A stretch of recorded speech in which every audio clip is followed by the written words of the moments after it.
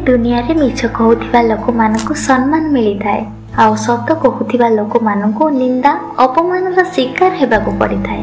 बंधुगण आपण मानकु निंदा से माने करंती जे माने कि आपणकर उन्नति हेउथिबारे देखि ईर्षा करि थांती। जय जगन्नाथ। किछि जानिबा किछि शिखिबा चैनल को आपण मानकु पुणी थरे स्वागत करूछु।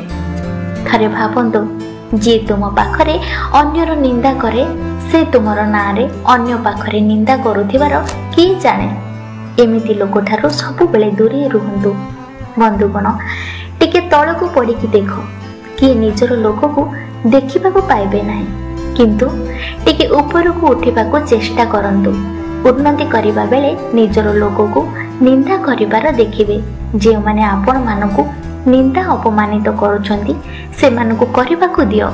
विरोध न करी निजर कर्तव्य कर्म उपरे विश्वास रखंतु। सफलता हासिल करि परिबे। चलंतु विलंब न करी जानिबा काहाकु निंदा कले कोन सब होई थाए।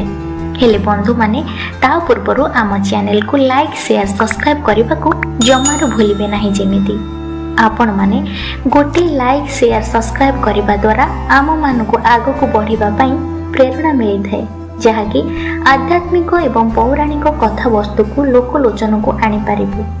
एबे जानिबा काहाकू निंदा कले कोन सब होई थाए। प्रथम रहेला देवता मानकू निंदा कले बलनाश होई थाए।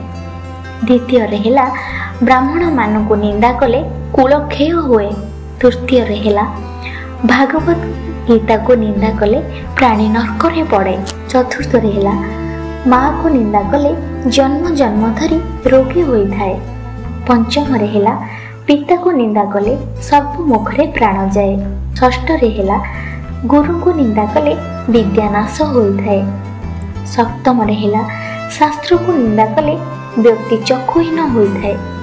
अष्टम रहेला जप को निंदा कले व्यक्तिर भाग्य खराब हुए। ए वीडियो आमे जणैलु जे काहाको निंदा कले कोन होए, तेनु ए सब भूल रे केबे भी न करबा को चेष्टा करिवे। ए वीडियोटी आपण मानकु केमिति लागिला कमेंट बॉक्स रे लिखि जणैबे।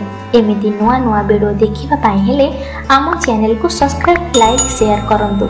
समस्त भलरे रहंतु। नमस्कार।